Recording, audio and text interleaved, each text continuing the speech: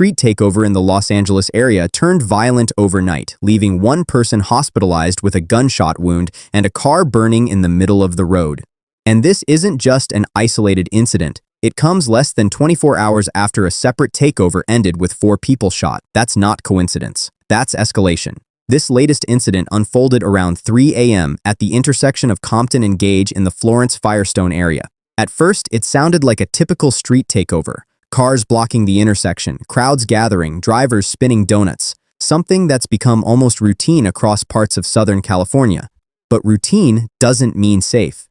By the time deputies arrived, the situation had already spiraled. A car was fully engulfed in flames in the middle of the street, forcing firefighters to step in immediately. What started as a takeover had quickly turned into a full-blown emergency. Then came the turning point. Authorities discovered a victim suffering from a gunshot wound.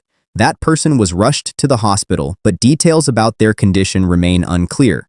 No arrests have been confirmed, and the entire intersection was shut down as investigators tried to piece together what happened. And here's what makes this even more serious. This wasn't the only shooting.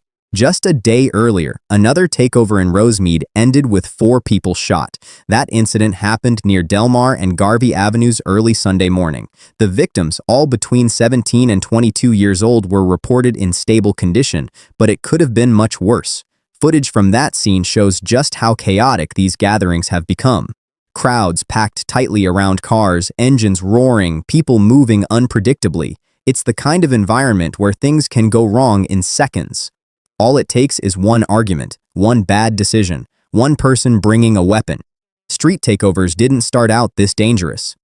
For many, it's about car culture, showing skill, pushing limits, building a community.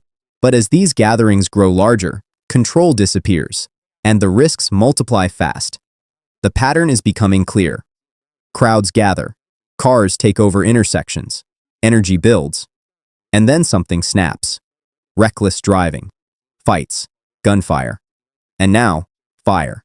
That burning car in Monday's incident adds another level of danger. Fires don't just start without reason. It signals chaos, damage, maybe even intentional destruction. And in a crowded, uncontrolled environment, that kind of hazard can turn deadly fast. For law enforcement, these situations are becoming increasingly difficult to manage.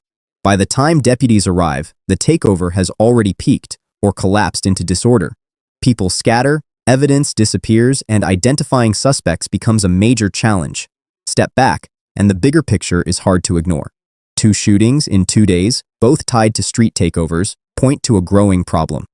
These events are getting bigger, more volatile, and more dangerous, and social media is accelerating it all.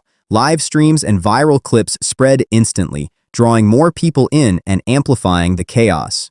What used to be small local gatherings now explode into massive crowds within minutes, and once it reaches that point, control is gone.